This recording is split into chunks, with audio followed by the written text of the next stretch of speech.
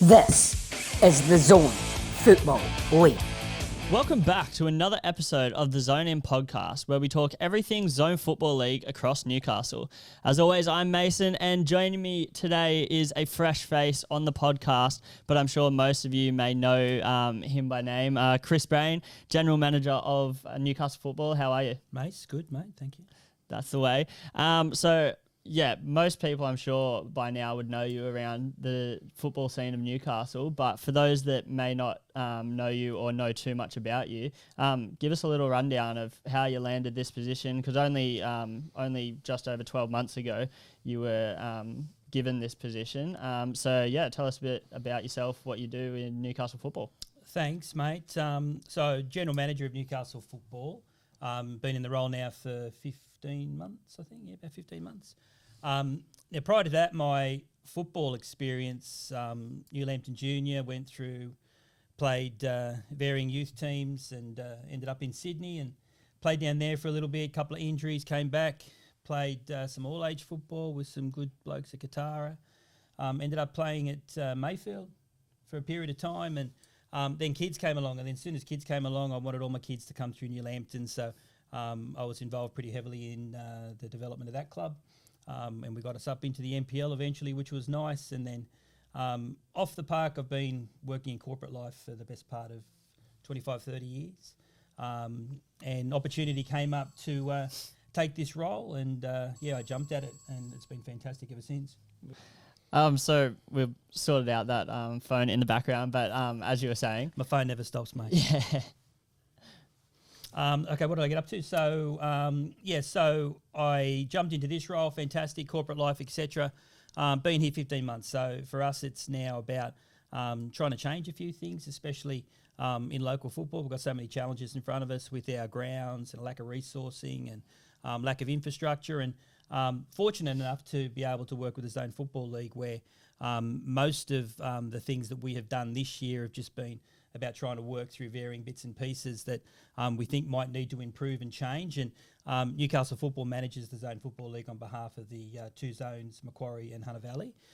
So we work pretty closely with the zones around our decisioning and how we operate. We've got 35 clubs, 33,000 square kilometres, 10 council districts. So it's a pretty big patch. So it's a big job for us to work through. But this kind of stuff and everything we've put in place so far has been fantastic. So we're really looking forward to see what next year can bring us.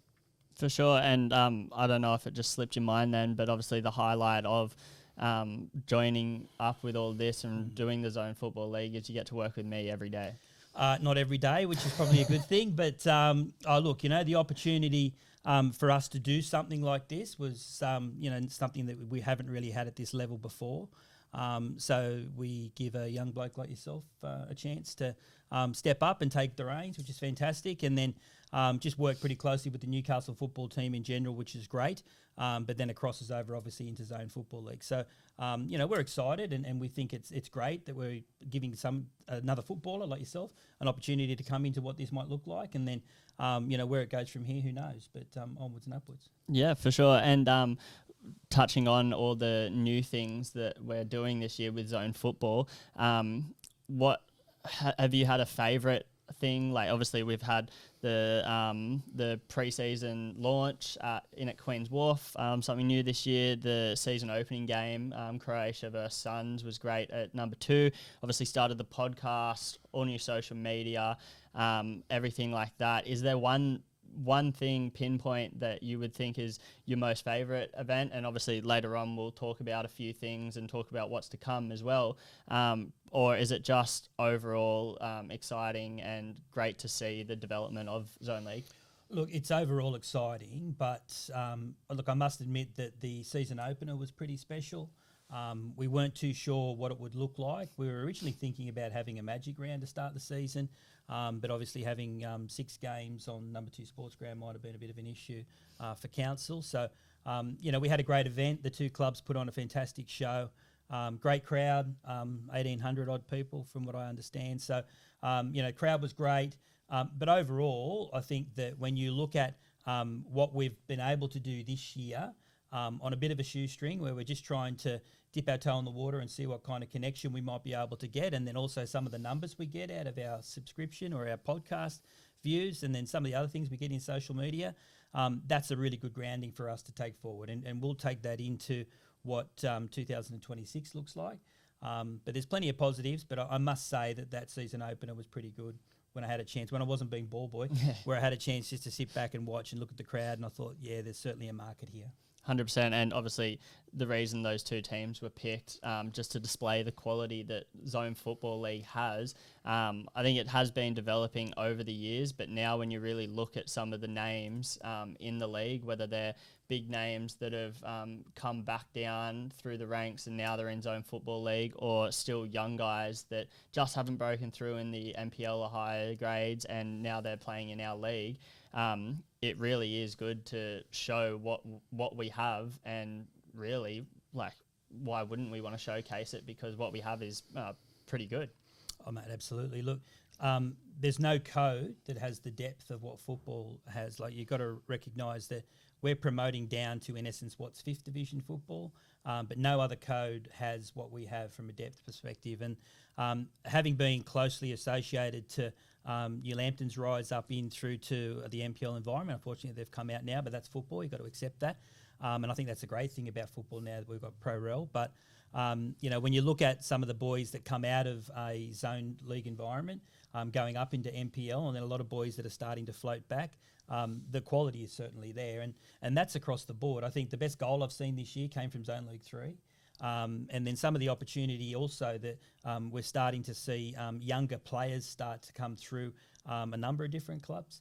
And whether they've got NPL experience or they've just been looking for some experience. A young fella at Stockton, I believe, came out of community football at Tilligary and doing really well. So they're the things that I really want to see us promote. And if we can take that forward and really focus heavily on development and showcasing clubs and players at all different levels, that's what it's about. And as I said, if we've got a market, which we have purely on numbers, we'll be able to turn it into something. It just depends on, how far we want to take it. 100%, and as you said, a word there that that made me really think about it. It's not just the forefront things that that everyone might see with the podcast or social media, or the fancy stuff, but behind the scenes, what we're trying to do is you said the word development, and as we catchphrase as well, the creating the legacies and everything for clubs, players, and all involved is really something that we've been working on behind the scenes that a lot of people may not see that in the light. Oh, mate, look, when I played in zone football at Mayfield many years ago, the one thing I noticed when I came back in a district football into this role, and then when I was looking at the zone football league competitions, it hadn't really changed in the best part of 25 years, which, for some people that's good and it's comfortable, but we've got to focus on the growth areas if our business and if this competition is to grow. And all of our clubs are running small business, but we need to concentrate on where your Aldis and your Woolworths are actually putting stores. And, that's up in through your Western Corridor and in through to the Hunter Valley. And then in Newcastle football especially, it's just that propensity of growth and clubs and players that's coming out of the peninsula into the Port Stephens area. That's where we need to promote and see those clubs grow. And there was something that we had at the start of the year when we had a meeting with all the zone league clubs, and I wanted to promote that. But in 1991, Newcastle Croatia were in the first division, Bell Swans were in the first division, West Wallsend were in the first division. I think Beresfield won the equivalent of Zone League 1 and Jesmond came second. So clubs come and go, and you need to ensure that you're giving clubs enough grounding to be able to strengthen. Because, something I have mentioned, and it's a bit of a joke in the office, but I raise it all the time. It's clubs, they hit that sunset where, they focus on having players or squads that have players of 28 to about 31, 32, but there's a sunset for those players and they'll go off and they'll build retaining walls. You need to focus on having a first-grade squad, but also young players coming through. And we've got clubs, in the peninsula like Nelson Bay and Madawi who are doing fantastic things. And then clubs in Hunter Valley, Bulwarra, Norths United, Greeter, Curry, those clubs with young players who are looking for opportunity to play in decent competitions at a graded level where you get stuff like this, So if we can provide that, that's what it is all about. And from there, the growth will just come. And clubs will just start to grow off the back of a bit of promotion, and then all of this opens up into commercial opportunities, which is what we're really focusing on in the next couple of years. And we can get sponsorship money, we've got more clubs and more bodies than any other sport, as I mentioned. So we can get sponsorship money. It's just about building a product, polishing it up, and then promoting it. 100%, and that's the thing. If we talk about maybe in 5-10 years to come, be interesting the reflection on who's still around, who's gone from bottom of the tables to top of tables, being promoted, coming in and out of the NPL system with the pro rel at the moment as well. It's really like a rebirth for this league this year, which is great. And yeah, the unfortunate side of this year for not only our competition but all sports, I guess, in general, has been the weather. And you also touched on before about the fields as well. Obviously, all clubs in the same boat. No one's enjoying this type of stuff.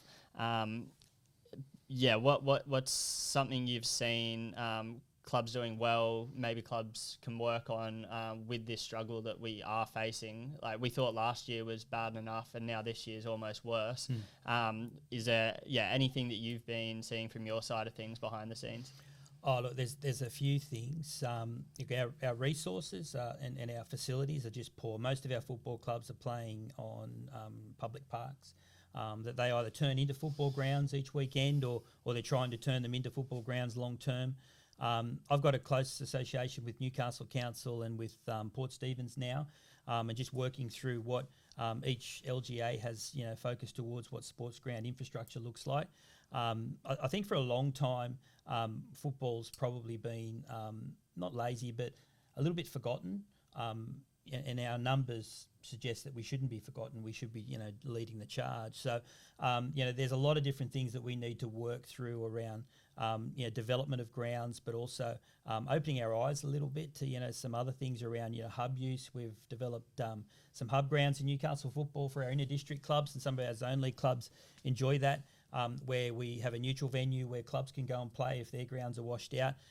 That's not sustainable long term, but it's sustainable at least initially for us to be able to identify better opportunity.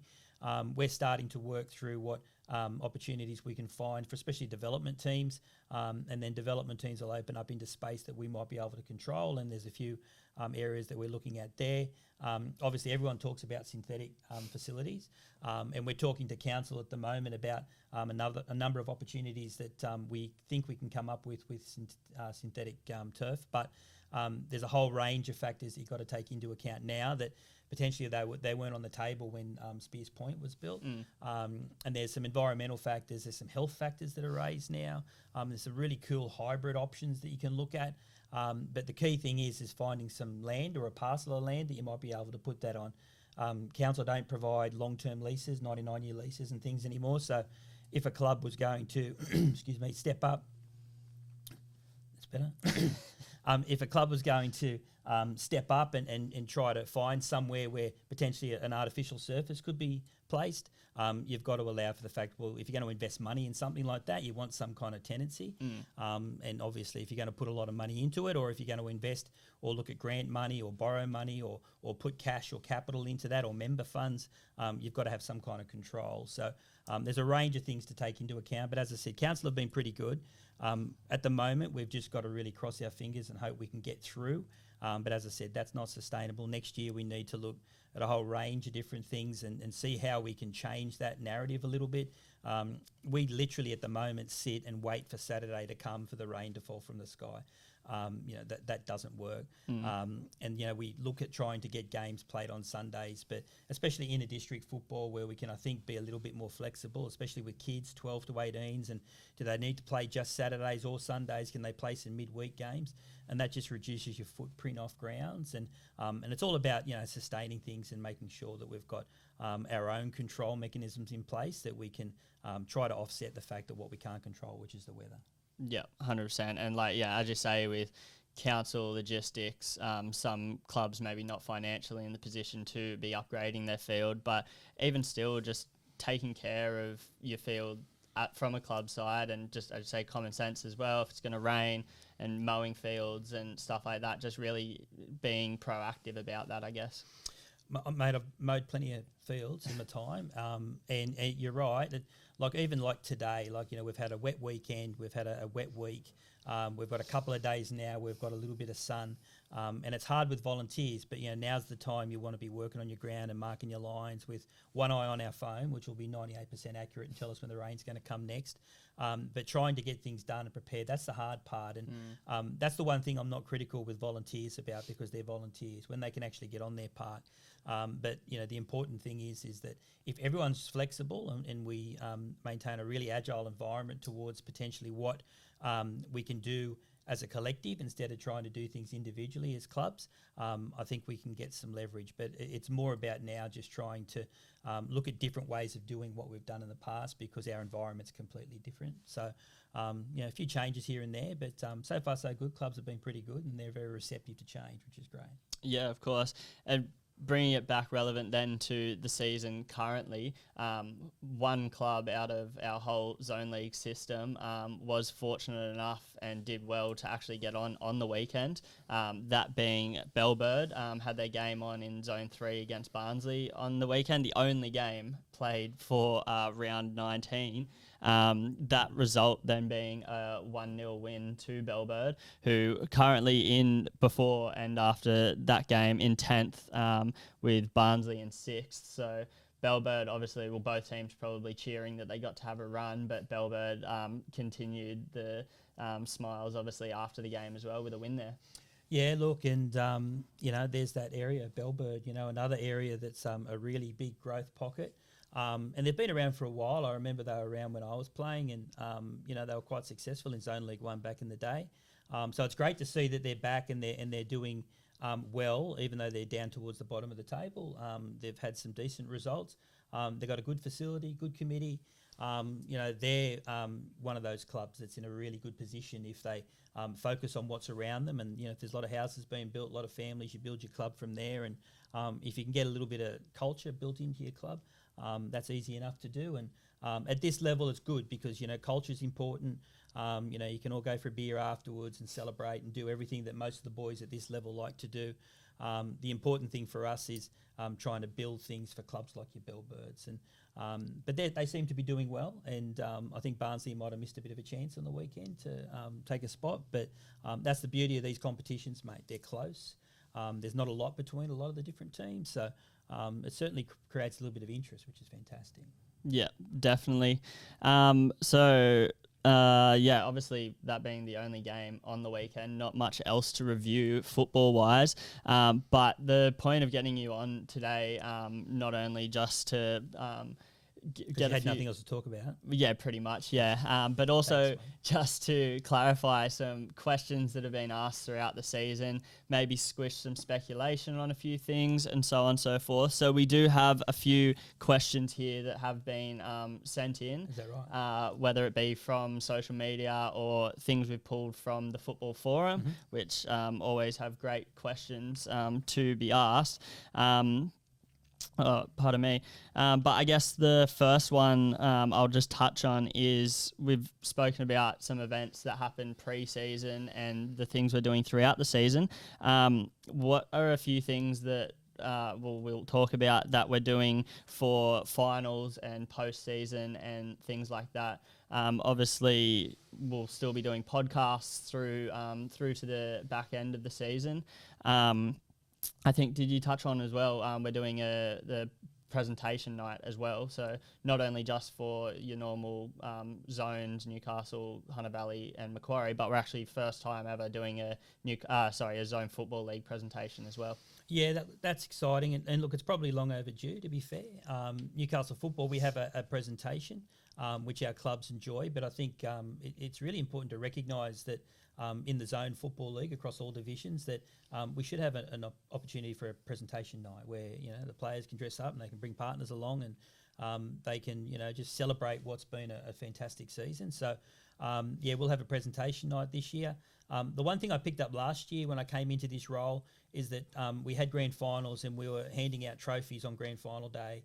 And we were handing out a golden boot or a best and fairest to someone who potentially hadn't played. So it just didn't seem right. So, and I think it's important to recognise people like that. And we want to recognise all-star teams in each division. So we'll have presentation night, which will be great. We'll announce grand final venues this week.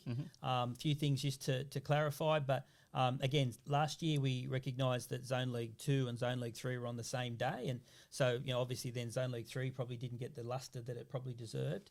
So we want to make sure we can split and give focus on each division properly. We'll have Bar TV at each grand final, which is great.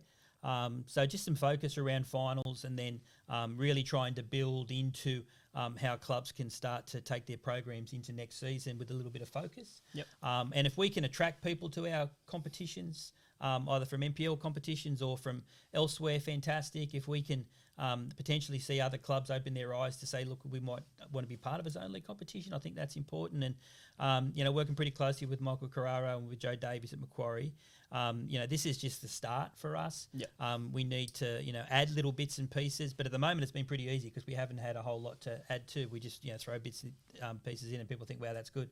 So at the moment it's just, okay, throw some things in, let's see what works. It's almost like getting a whole bucket of mud, throw it to the wall, see what sticks, and whatever sticks, we'll continue with. If we have to refine that mud a little bit and maybe place it on the wall next year, we will. But we'll change some things. But there's some exciting things coming up towards the end of the year. Yeah, and just to recap a bit on that, because you're obviously very excited, you just rattled through all of that. Presentation night for Zone League, we'll be doing Golden Boots, as you touched on, the Best and Fairest as well, which both of those have now gone behind closed doors. So again, just something a little extra exciting that we were showing everyone the tallies and everything. Now it's behind closed doors. None of the club officials know or anything. They'll all be announced on the night. And you also mentioned as well the team of the years for each division as well, which will be something exciting to showcase and really highlight some of the different players in our league, which I think those players themselves and clubs as well will be excited for that to be introduced. Yeah, well, we haven't had that collective recognition before, and I think that's important for any competition. And we have 3 divisions in Zone Football League, so it's important to recognise all of them. And look, the ability to have a presentation like that, but put a little bit of mystery around the almost like a Brownlow environment where we hide the best and fairest.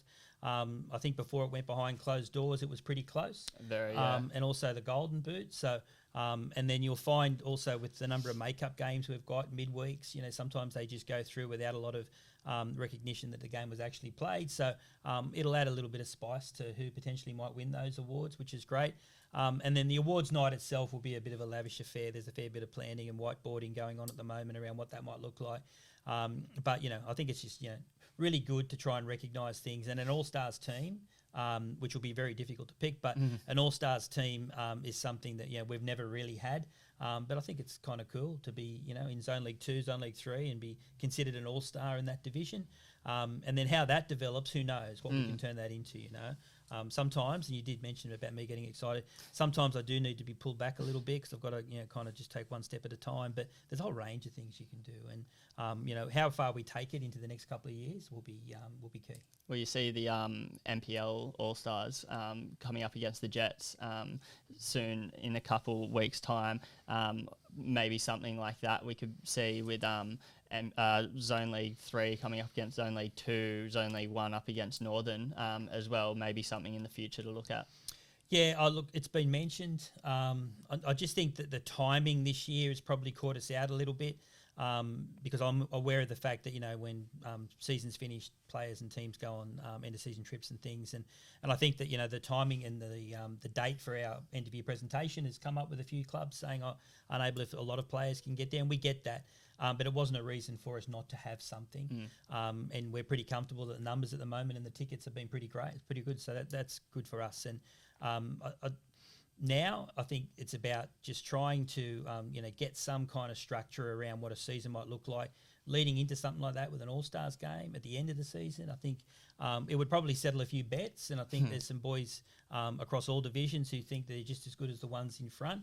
And I think there's been an age-old argument around Zone League 1 and Northern League 1, and you've seen what the Crabs did this year in the Australian Cup. So there's a bit of interest there. I think there's a market for something like that, but we'll maybe address that one next year. For sure. And then finally as well, just on this tangent with Bar TV, we once again, you said the grand final venues and dates and all that will be announced hopefully this week, but also, announcing that Bar TV will be covering all three separate grand finals, as well as games through the final series. But also something exciting that we have locked in this week as well is that round 22 of the season, we will be sending out the Bar TV cameras with commentary to the three minor Premier games, and hopefully trying to award those teams with the minor premiership on the day that they win it, which is pretty exciting.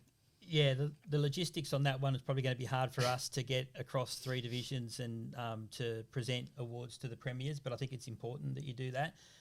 Historically, football all around the world, it's about who wins the competition, first past the post.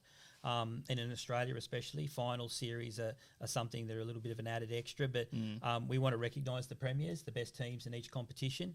We'll have Bar TV there for those. We'll have Bar TV for our grand finals. We're really happy that we're in negotiations, and they're all positive at the moment to sign off and have Bar TV next year for our games. So all of those kind of things are just added little extras. But, regardless of what division you're playing in, if you win the comp, you don't want the whistle to blow and then that's it, you just shake hands. It'd be nice if someone's there presenting a shield. The Zone League 1 this year is named after Russell Henry, so that will be important for us to do that properly. And we'll eventually name the other two divisions as well after someone that we potentially think is worthy. And I think it's important just for players and coaches to be able to be properly recognised and then go out and celebrate, and then they can get themselves sorted out for finals. So I don't know how we'll do it, but we'll get to each game at the end of each one. We'll probably just have to split up. Yeah, for sure. Hopefully for our sake, logistically, it's not coming down to the wire, final game day, who gets crowned. But I guess for the fanfare, that'll be pretty exciting itself, because obviously Croatia currently sitting first, Crabs in Zone 2 sitting first, and Greta in Zone 3. Probably Crabs with the biggest lead at the moment, undefeated and all. Croatia still have Suns on their tail. Greta most recently losing to Curry, who are on their tail as well, bringing it down to a 3-point gap. So definitely season's not over yet. We still have a couple rounds left, as you said, make-up games, midweeks as well. It's looking like it may come down to the wire in all three leagues. Yeah, and look, it would be nice if there's a representative from each zone across those divisions, because then I could just send the three GMs out to each one and might make it nice and easy. But depending on how it falls, it's close. And whenever it's close and it's tight, it certainly sets up for a nice finish to a season. And then, in every final series that I've ever been involved in, or you can just see it year to year, regardless of the code, your premiers aren't always the ones that end up winning the championship at the end of it. Something happens through the year, and so there's another layer of excitement. But those three clubs you've mentioned have done a fantastic job so far to be in front. There's a few clubs on their tail, but it'll be interesting to see how it all plays out. 100%, and we're touching on the promotional sense of everything, but then there's also the relegation to think about as well. The first and Zone 2 as well, couple of teams still tight in there. We saw most recently, weekend just gone, in Northern League 1, not to talk too much on that, but their relegation games got quite close, and they had, I think, almost 5 teams that with a certain results going either way, any 5 teams could have gone down. And I guess commiserations to Thornton, who have been taken out now of Northern League 1 for next year, but joining the Zone Football League. So arms open for them. We're welcoming them in, hoping they can perform well in Zone League. Mate, it's football, so promotion, relegation, and it's never nice to be relegated, but for a lot of clubs it gives them a chance to just recalibrate, sit back, work out what they've got to do to try and get back up, rebuild. A rebuild could take maybe a couple of years, or you can just bounce straight back up. And you see in a lot of environments all around the world that, sometimes the bounce up and down can happen for a couple of years, but Thornton are a good club, and I had a fair bit to do playing against them when I was at New Lambton, and They got good people there, and they're a good club, and they're a famous club, been around for a long time, and I'm sure they'll take stock, work out what they need to do. Hopefully they'll identify that they'll come into an environment where we have things like this and other bits and pieces that they can really gravitate towards. And I talk about geography a lot, but again, Thornton's right in that space where the promotion of them and their brand in the zone league environment could be good for us. And it was great on the weekend. You saw those two games and how close they were, and they went down to the wire, and how excited people were. Yeah. 2-3 years ago, those end of season games, no one's watching. It would have just been one of those things where it was family, friends, and coaches. But there was a lot of people from a lot of different clubs, and a lot of people from outside of all competitions actually watching with great interest. So the clubs that stayed up were happy. Thornton not so happy, but let's see what happens next year and see what they can do.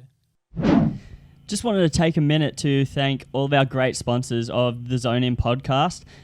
We have Deploy Football, the leading developers and manufacturers of performance sporting solutions, not only just including our awesome balls, and also sportswear with all of our grassroots clubs in helping them design and produce amazing apparel. One of our other major sponsors, Solved Marketing. If you want your problems solved are the ones to go with. Helping businesses, brands solve complex challenges with ingenuity and creative solutions. Solved Marketing is our go-to agency for all of our marketing needs, and we cannot recommend them enough. And finally, Harry Schnitzel Joint. You guys know every week Man of the Match is presented with the Harry Schnitzel Award. Definitely go check Harry Schnitzel out. And we know that all the Man of the Match recipients have been so excited to get their Harry Schnitzel Man of the Match Award and get down to Harry Schnitzel. 100%. Moving on now to a couple of questions I mentioned before from the community. Some probably best for you to answer, but obviously some for me to touch on as well. First and foremost, you touched on already with Bar TV being around next year, as you said, negotiating there. But look, I think all feedback's been quite positive from our side, their side, and from the public as well. The production that they put on every weekend has been great. The commentators as well, we've had a bit of a mixture between Gareth, CT, Wilso, and most recently Cameron as well, who's been on the podcast now as well. Great young bloke coming through, finding his feet, which has been good. But yeah, definitely I guess we're looking to keep Bar TV on and keep a high production for Zone League. Oh, look, we'll have Bar TV for as long as they want us. And look, Josh has been fantastic, and his team, and the ability for us to be able to tap into people like Gareth and CT and Wilso, and then we uncover this gem called Cameron, who's been fantastic for us as well. And so going forward, there's an opportunity there for all of those names to be involved in commentary and engage closely with you around what we can start to do. The crazy thing is, we're televising games, as I mentioned, at that 3rd, 4th, 5th division level that other codes haven't got the scope to do. But we're out there every weekend just showcasing those clubs and giving them an opportunity. And I'm not sure if there's a question there about it or whether you'll mention it, but there's a lot of query around, who selects those games and what it looks like. But, this year it hasn't been about, and it's never been about just trying to showcase the best game. If we were going to go the best game based on paper, we're in Zone League 1 all the time. Yep. And probably even at Zone League 1 amongst, a smallish cohort of 7-8 clubs if we're looking at games on paper. But as I said, so far I've seen the best goal this year come from Zone League 3. Really well taken, better than you'll see in a lot of divisions, whether it's NPL or not. It was a really good goal. So there's the opportunity for us to actually have that on Bar TV and promote that. But it's about promoting the club, and then the club can share that and showcase that with their members and with their sponsors, and promote sponsors. If you're sponsoring a club, you just get your name across the front of a shirt, and you're probably thinking, well, what else do I get out of that? Bar TV, that could be promoted anywhere around the country, anywhere around the world. But the ability for us just to help clubs, that's why we try to showcase across all those divisions. As we're getting into the end of the year, we're going to start to focus on games that might have some bearing. Yep. But it shouldn't make any difference what division that's in, and we should be giving everyone equal opportunity. Some clubs haven't bought into it this year, which is okay for varying reasons. some clubs have been really behind it and they've tried to showcase their old boys' day. And I think there's a game this weekend, Swansea. I think it's their old boys' Swansea's day, old boys' day, yeah. against Cardiff, which would be great. And again, if we can support clubs by having the Bar TV cameras there on their old boys' day, it's good for us because there's a lot of atmosphere. It's good for the club. So it's a win-win, you know. Yep. And again, it's just something different. We might change a few bits and pieces next year, but having something like this at our level of football is unheard of, and Yep. it just supports the clubs, which is what we're here to do, which is support our clubs. Yeah, 100%. And as you say, yeah, if it was based off the best games every week, most likely it would be that topper echelon of Zone 1. But then you think of Zone 2, you've got the Crabs who went on, we touched on before, that run in the Australia Cup and so on. So that would mean that missing out on seeing them on the camera, and their game most recently against Southern United was probably one of the most entertaining ones in terms of last minute scrambles and everything.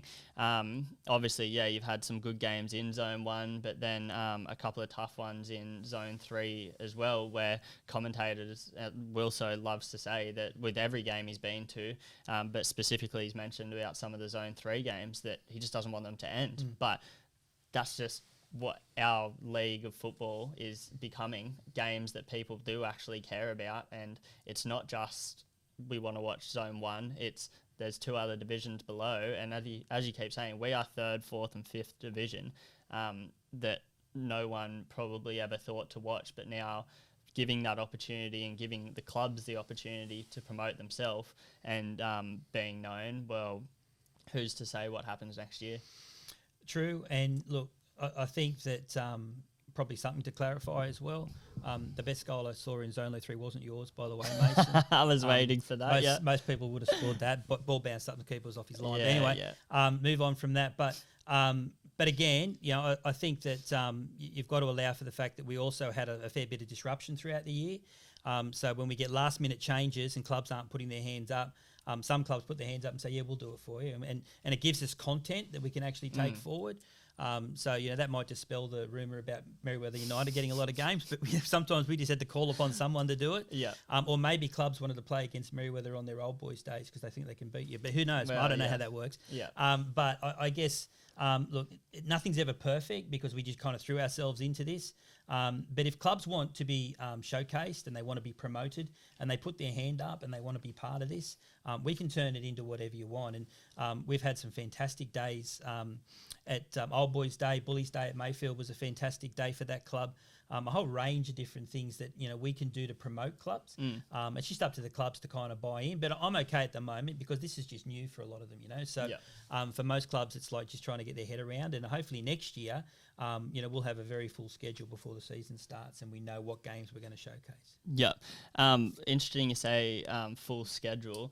There is a question here about do you think, or maybe just in a general sense, that having 12 teams, or for instance in Zone 3 having 11, are we pushing the boat out a bit too far?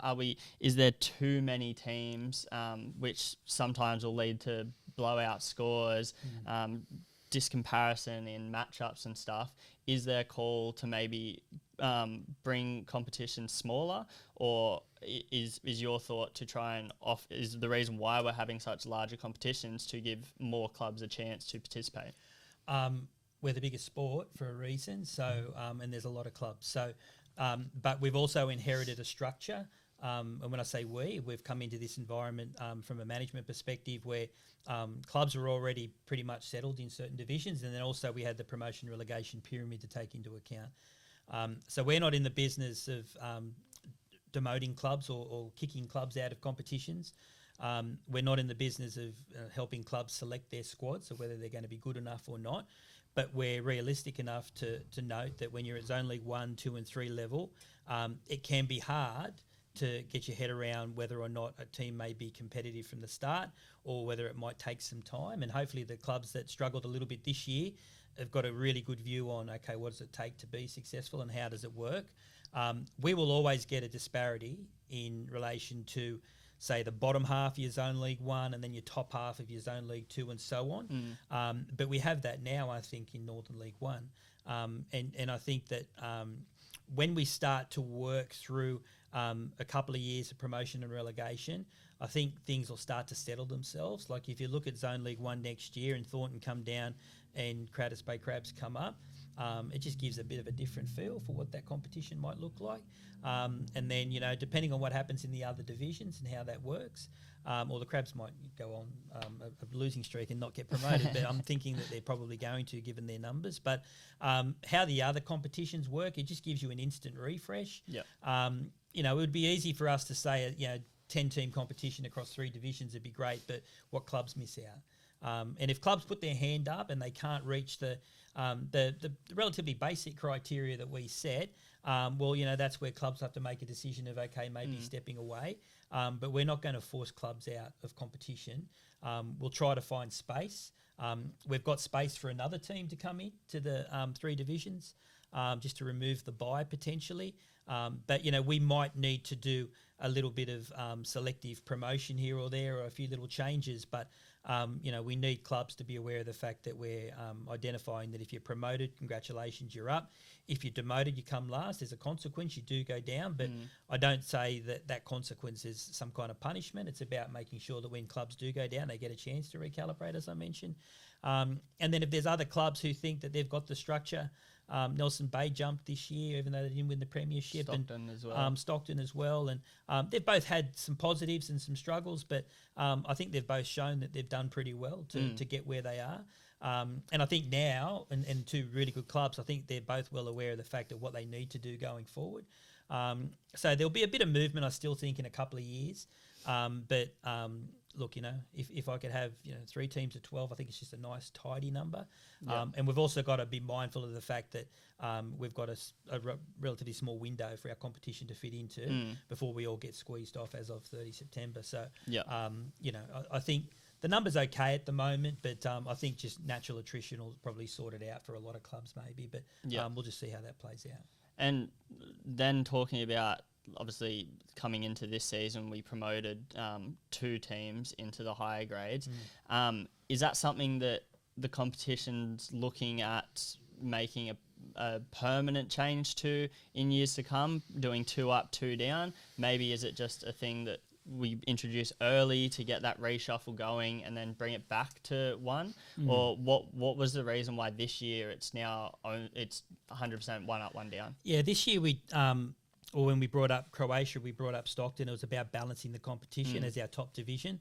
And then unfortunately we had an expression of interest last year. We only had 1 and they ended up pulling out. And for next year we've got 4 clubs expressing interest to come in. So we'll set criteria. We'll have some meetings with those clubs. And we also have to have some meeting with some existing clubs as well. Are you able to break the silence on maybe who those clubs are, or at least interest of what clubs you know of that are interested in joining the league? Yeah, not yet, only because I've got to get something formal from them. I've had some discussions with all of them, and I've given them some indication around what they want to do and how they need to do it. So they won't be far off, though, I don't think. So from around local, Hana Valley? Local within 33,000 square kilometres and 10 LGAs, mate. So I'll just keep poking. Yeah, keep poking. But look, I think the most important thing is that the exciting thing is people want to come into this competition. Yep. So clubs want to come into the competition. Yep. And I haven't heard any negativity from any clubs that are in it thinking that's it, we want out. Yep. And look, we haven't done everything perfectly this year, but we'll get better. And, now that I've had a chance to have a good look, and then talking to Joe and talking to Michael and then talking to our team that runs the competition, we know there's a range of things that we can improve on.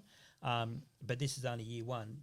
As we start to work closer with our clubs, I want to see all of our clubs put themselves into a position where they're financially stable, they've got a good progression of players coming through to make themselves sustainable for years to come, but they're also really focused on getting promoted is something that's attractive for them, because it should be attractive for their sponsors and their partners and their corporate partners and things like that. So once we can get everyone on page, I think at the moment everyone's kind of looking at us like, we're weirdos who do this thing every week, or we're promoting a competition where in the past it's just been okay, play, finish, and that's it.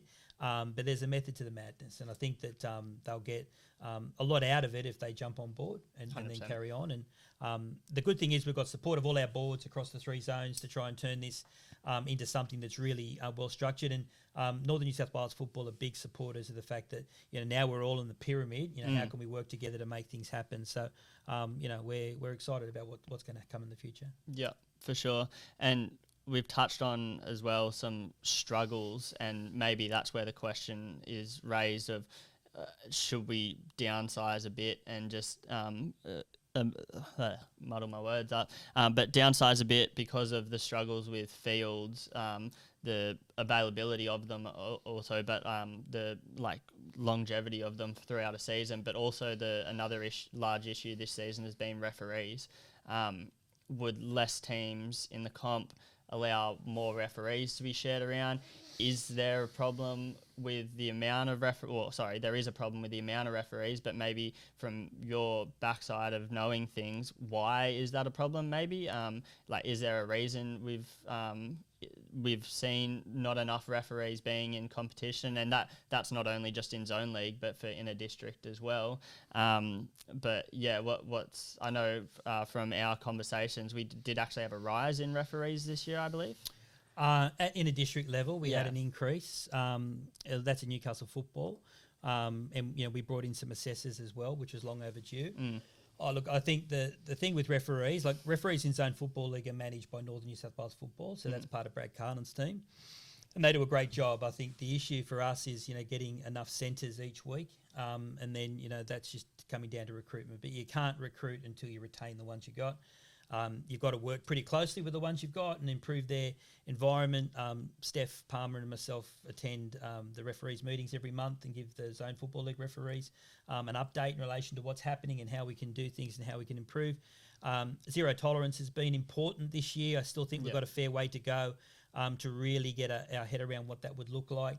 Because I think players and maybe spectators, people in and amongst the game, are very quick to jump at the fact of why are there no referees? We have no referees, but then are too quick in that and not thinking about why the referees don't want to be referees and where those problems are stemming from. If they don't feel safe, if they don't feel like they can be in control, and that then I guess stems from the people that are asking the questions then.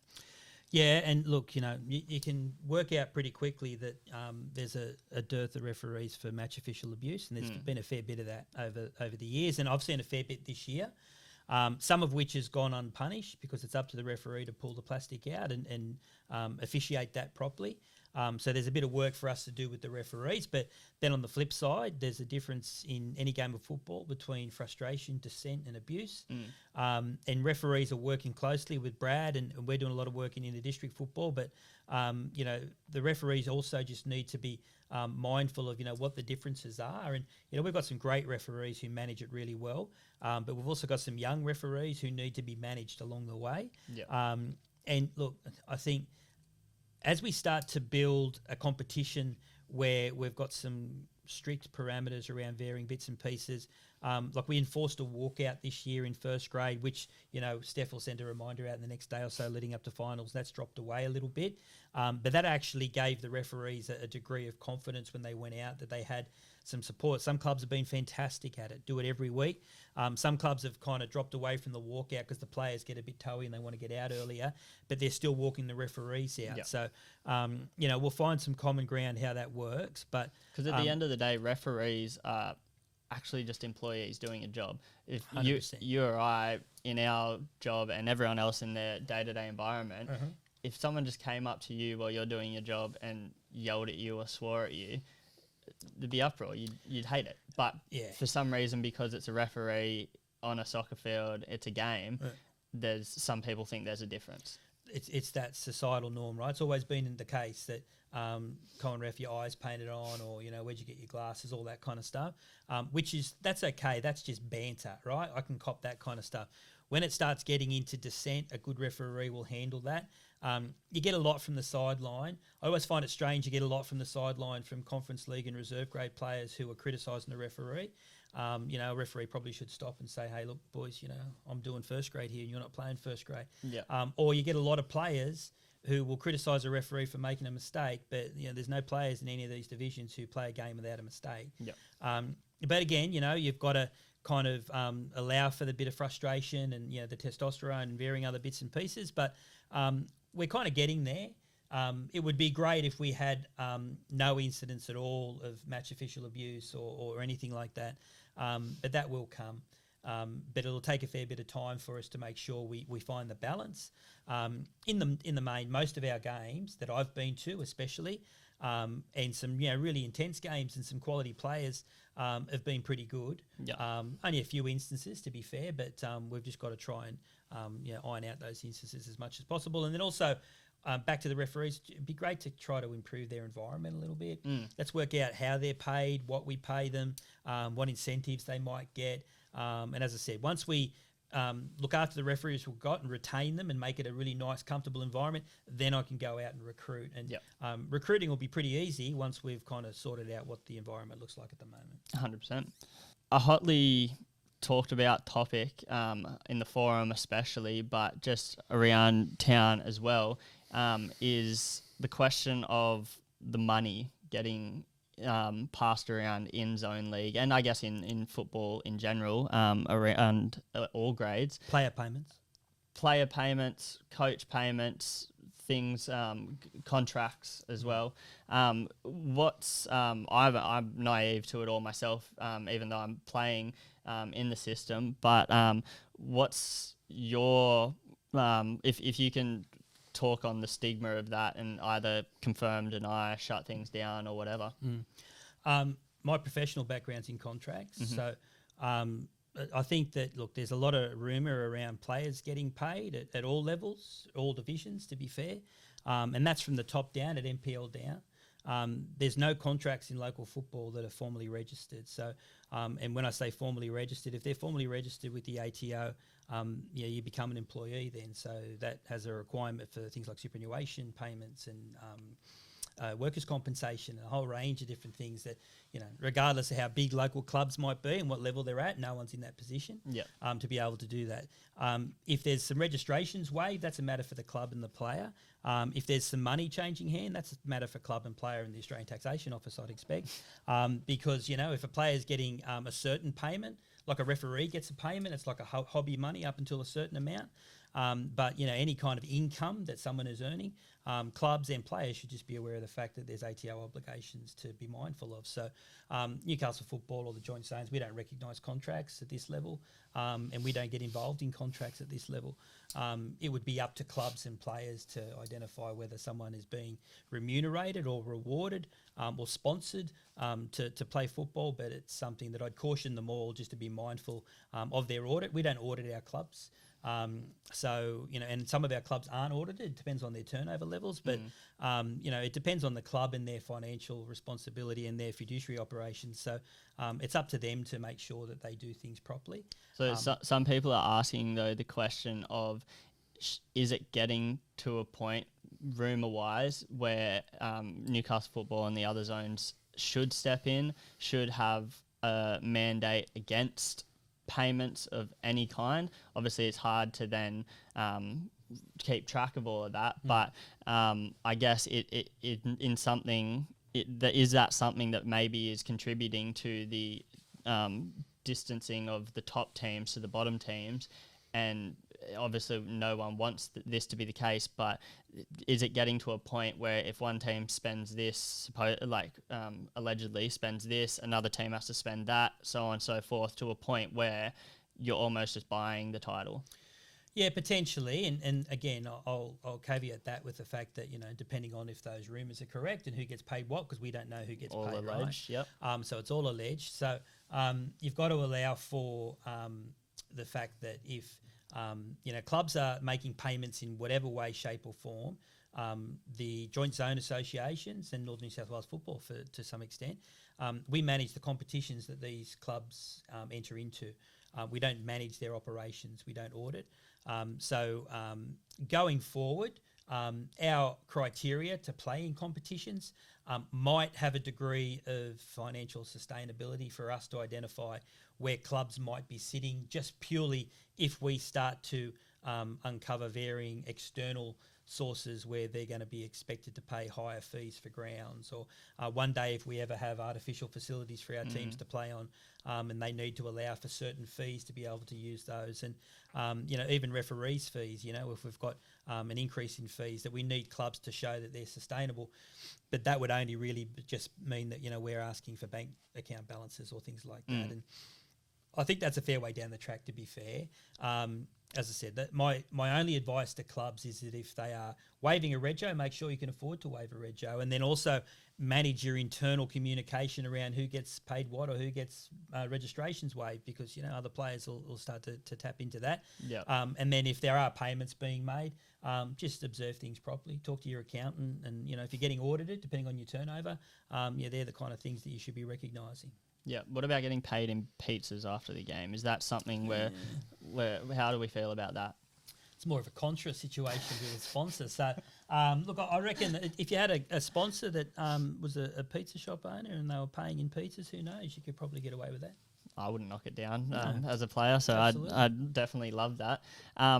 So that then being maybe the top end of how clubs are bringing players in, but then if you look at the bottom end, then you touched on as well, clubs having that sunset model to counteract that. Then, do you know of any club? We had Stockton on last week actually talking about they've starting to develop a youth development teams throughout their club, not only just to get them up into zone league, have a strong zone league system, but just to help the kids themselves. Do you know of many other clubs within zone league that are doing that? And obviously I would assume that it'd be something that you'd promote and want to help clubs and encourage them to do so. Absolutely, we promote it. Clubs like Greta have got a technical director, and they have programs for their youth players coming through, which is smart, especially given their location. There's clubs like the Suns do it quite well. Katara does it well in Zone League 1, where they're giving opportunity for young kids coming up in through community football. And obviously the Suns have got the connection with Broadmeadow Magic Youth. So, there's a lot of different clubs that are starting to open their eyes towards what that might look like. And there was a bit of noise at the start of the year when we decided not to mandate third grade and replace that with Zone Conference League. And look, we haven't got rid of third grade. We've just changed it and called it a different competition. And in some cases, they don't play on the same day, but we've managed to, well, if it wasn't raining all the time, we managed to hit about an 80% success rate of trying to get those games on the same day. They just might be playing different opposition. But I look at that as being the opportunity where you can reward players to stay at your club and then also bring some younger ones through. But if I was running a club today in Zone Football League, I'd have my first grade, and then my reserve grade would have a couple of players here or there just on the fringe of first, and then a bunch of kids, because the kids are the ones that are going to sustain your club into the future, and they're going to want to stay with your club. The one thing that we sometimes forget in a district level, and we're starting to see that at the moment with our new coaching and development coordinator who's come on in our development programs, boys and girls, they hit 16, 18, and then they hit a cliff because at community level you're either going to all-age football. There's no premier environment for you to go into. So if there's Zone Football League connections in clubs, and we've got 35 Zone Football League clubs, there's an opportunity for good young players at 16, 17 to migrate up into Zone Football League squads, and get exposure against better players and with better players and training with better players. That can sustain a club into when that 17-year-old becomes 30. And I've seen that happen. And, they stay at a club, and then when they turn 30 and they start having families and their kids start coming through, that's how you build your culture, and that's how you build your history associated to your club. And it makes a lot of sense. And the best kids, the premier kids, the elite kids are always going to go off to an NPL program. But not all of them stay there, and some of them come back out. Or if they're really elite, they go up to Jets, or they go to Mariners or something like that. Hopefully they go to Jets. But they're the elite kids, and they should go as high as they can and try and become professional footballers. Yeah. But not everyone's a professional footballer. So. Well, and we saw a community level, the community state champs that was ran a couple of weeks ago. Yeah. And you mentioned the Newcastle Football coaching technical director. Shout out Nick Fakes, one of Conference League's best players. One off, yeah. But yeah, just how great that competition was with across all three zones, Macquarie and Hunter Valley there as well, with Northern as well, with their Indigenous squads. Just the talent that is untapped in the community space. Obviously, community state champs not having premier kids involved. It just shows that these kids still want to be pushing for the best of their level, and maybe Zone League is that stepping stone. Oh, absolutely, mate. Look, I've been involved in a lot of youth programs, a lot of youth teams. I've seen my sons come through, like really good ones in really good sides. I saw some kids at that community state championships that could play NPL youth football tomorrow easily, every day of the week. One in particular, for the Newcastle 14s, I won't name his name, but he was fantastic. He would walk into any NPL program I've seen. But for varying reasons, you know, he might like to surf, or he might like to play cricket, or his parents, you know, don't want to pay the money, or whatever it might be. Just wants to hang around with his mates and play football. 100%. So, and that's why our coaching and development coordinators across all zones, which is great. Each zone's got one now. Shout out to Joe Wright and to Alex Lowe at Macquarie and at Hunter Valley. But, you know, it's fantastic that we've got these guys at that level now. And they're working with Nick because, you know, kids develop at different ages and different stages, and they have different things going on in their life. So community football and pathways is something that Northern New South Wales is promoting. So the ability for these kids to end up somewhere, and if we can build viable zone football league competitions for them to eventually progress and then move on and then get promoted and get back up into NPL environments or whatever it might be, you know, the world's their oyster. And hopefully, I don't know if it's a question, but hopefully in the next 12 months, depending on some interest, we have something for the girls as well, which is something we're working pretty hard on. Are you subtly hinting at a women's zone league? Look, if there's interest, I'll do it next year if there's interest, and I'll make it happen. So, but we've got to get the clubs together. In the next week or so, we'll start to talk to clubs and just see whether or not there's some interest. And obviously then we need to talk to Northern and how that works and what that pathways could become. But, you know, my job is to, you know, supplement football opportunities for anyone at varying levels. And if we can find enough interest and we can put something in place, I think it'd be great. You know, girls are at the same level. They get to 16, 18, they hit a cliff if they're not moving into MPLW environments. You need to provide something for them to go into. And if that can be a zone football league program for women, I think it was touched on a couple of years ago, and it might have only lasted a year and then fell away. But, mate, we're crazy if we don't tap into that. We've got Asian Cup in Australia next year for girls. You're younger than me, but I'll never see the Socceroos win a World Cup. I might see the Matildas win one. You never know. True. And the growth of women's football is insane. Well, off the back of the Matildas at home and everything was great. So in 5 years, they've gone from playing in front of 2,000 people to 92,000 people. And as administrators, we have to tap into that. And at a local level, we've got the structure and we can do things like that or like this, but we can then start to see how we can get some interest out of some of our local community clubs about, you know, coming into what a zone football league for women might look like. So then we just have to kind of get our head around what the structure might be, what grades might exist and how many divisions and how do we start. But we should start. I think that's important. 100%. Yeah, I definitely agree. Obviously promoting the men's competition and then speaking to people around and about as well. Definitely women footballers around the community and clubs that do have already great women's programs. They'd be chomping at the bit for this competition to go ahead. Yeah, last year when I started, I went to the finals in inter-district football and I saw a lot of the girls' grand finals and the girls 15, 16, they love their football just as much as the girls in MPLW. It's just they're looking for a vehicle to actually go out and showcase their talent. So, you know, again, I step back and think, okay, so what do we create for those girls to be able to do that?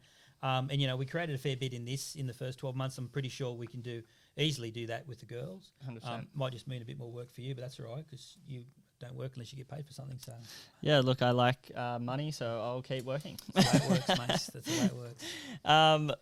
Finally, then, to wrap out this episode, obviously you're a huge fan of the podcast, so you would know Watch it every week. Yeah, the novice versus knowledge segment of games to watch for the upcoming weekend. What am I? My knowledge. You're subbing in for knowledge, which I think is pretty appropriate given great, your thanks. little resume at the start of this episode. Thanks. But three games I have highlighted, one from each division. Starting with Zone 1, we have on Saturday a 5 p.m. kickoff, bit of a later one over at Myers Park. Newcastle Suns currently in second on 38 points, coming up against fifth place Newcastle Olympic on 28 points. Some people might ask the question, why is this a game to watch? There's 10 points different, 3 positions and everything. Obviously, Suns just great outfit to watch play football. But this one I selected more so for Newcastle Olympics opportunity to keep that final spot. Obviously down in fifth at the lower end of those finals positions, they'd be really needing to get a result out of this so not to drop out of those top 5. It's a real derby, this one, and I know the Suns like to play some of those games at 5 o'clock so that other games are finished and people can think, okay, Suns is on. And they've got a great facility there at Myers Park, and I know they'll get a really good crowd for this game. I agree with you. I think that it's a real opportunity for Olympic, and I've seen them a couple of times this year. And I think that they've got a decent squad. They've got some good boys, a lot of experience. I've got to give a selection, don't I? Yeah. Look, if I'm going to give a selection, I might go for the underdogs and take Olympic. But Suns would be hard to beat. They're a quality side, definitely, and they've got a lot of good young boys there that have come out of a range of different programs at Suns. But Gary Borrowdale's really gelled those boys together. They've had a couple of off results, but they'll be there at the end of the year for sure. But just to go with the underdogs, I'll go for Olympic.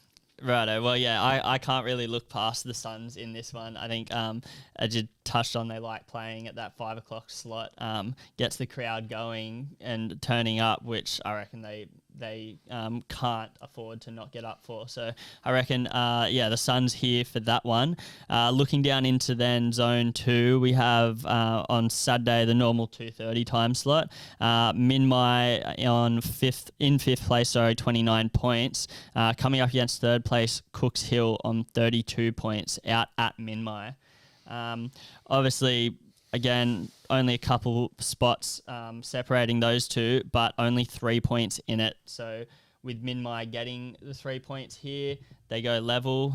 Cooks Hill getting the 3 points, they just give themselves a bit of that barrier there. Great game. You got Minmai, one of the oldest clubs in Australia, if not the oldest club in Australia. Cooks Hill, off the back of the success they're having this week with the Australia Cup and their NPL program. Yep. I had the luxury of watching a bit of Cooks Hill a couple of weeks ago. They're a good side. They're well coached. I haven't seen much of Minmai at all, unfortunately, but they are at home, hopefully, weather permitting, depending on how much rain falls. But look, I think I'll go with Cooks Hill on that one. I think that they'll be still enjoying the euphoria of the week with their Australia Cup, and I think Cooks Hill might be the team to beat on that one. Yeah. I'm once again going to go the contrary of you there. I reckon Minmai at home probably gives them that bit of an advantage. You're saying Cooks Hill with the euphoria of their senior team being in the Australia Cup. My thoughts might be another word for euphoria might be hanging on for them, and they may not. They may be a bit dusty for that weekend's game. But yeah, I'm gonna back Minmai here to get it over Cooks Hill. Also, just because it'll be great to see that gap tighten up, and then for the rest of the season, that third down to fifth really be a dogfight to the end of the year. And speaking of then another middle of the table clash there here in Zone 3, Saturday 2:30 sees Barnsley, who we mentioned before, unfortunately going down to Bellbird on the weekend.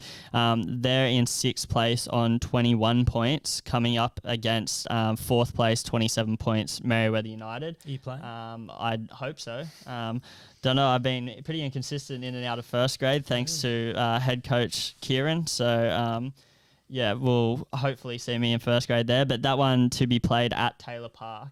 Definitely, I can say from playing there last year, it's that Barnsley have definitely got that place into a bit of a fortress when they have a lot of fans there as well. Bit of a daunting place to go to. Only versed Barnsley a couple of weeks back as well after some washouts and reschedules. So still definitely on the mind, and that was a draw for that game again with Merryweather. So definitely a tight clash here. Barnsley obviously in 6th, like I said, trying to get that little bit of a push to make it into finals, and Merryweather sitting in 4th, but still not too comfortable there. Look, I think regardless of whether you're playing or not, this is Barnsley's grand final at home. I think that they might be hard to beat. Yeah, well, I think I'd be shot, and maybe the pitchforks would come out training this week if I didn't pick Merryweather. But look, I'm definitely not going in. We're no bar TV at this game, have we? No, I don't think so. Sure. No, unless it rains. Unless it rains, it's going to Merryweather. But no, definitely, I'm not going in thinking it'll be a whitewash here. But Bulldogs for me. Yeah. Okay, sure. But the highlight game of the weekend, the Bar TV match of the round, sees Swansea currently in 9th on 22 points, taking on 7th place on 26 points, Cardiff City, Saturday 2:30 at Chapman Oval. I myself haven't actually been to Chapman Oval from my memory, but surely Swansea lakeside around there to be quite nice on a Saturday afternoon.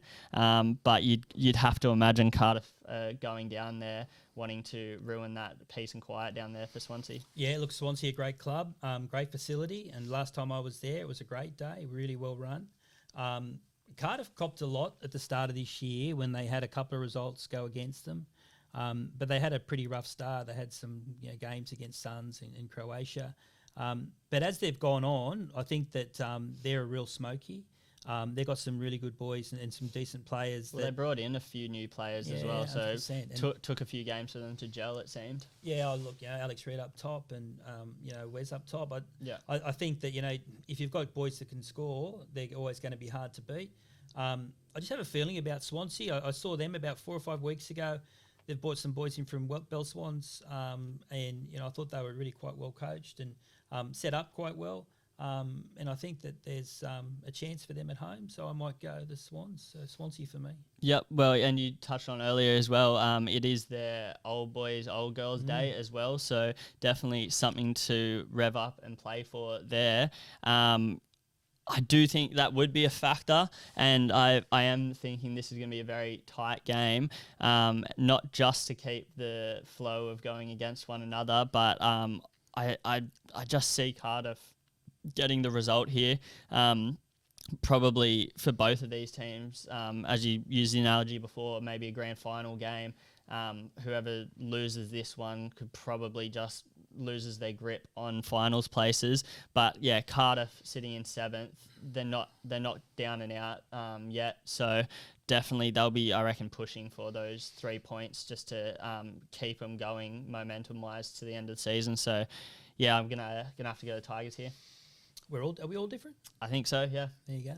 Yep. Happy days. That's good. That's fun. Hopefully, we've done this the last 2 weeks, Cameron and I, and no games played for those. So hopefully we get these games on and we can actually compare some results to see if knowledge or novice is better at the analysis and tipping. Hopefully you don't let the knowledge down. So whoever's on next week, don't blame me. delete this video. Right? Yeah. Well, yeah, that's all from me. We've answered all your questions, some queries, spoken a bit of football as much as we could with no football getting played at the moment. Chris, it's been good having you on. Thanks, mate. Been good clearing some things up.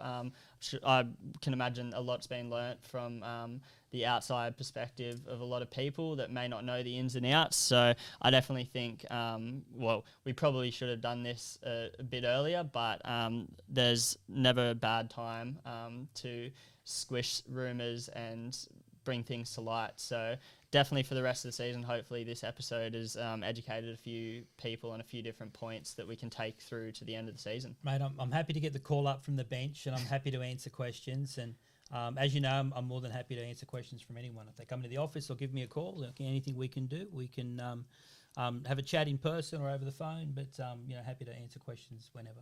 Yep, 100%. And from a spectator's point of view as well, if you go to your club and club comes to us as well, as you say, we're always open door, happy to listen to ways things could improve, opinions, suggestions, all of that.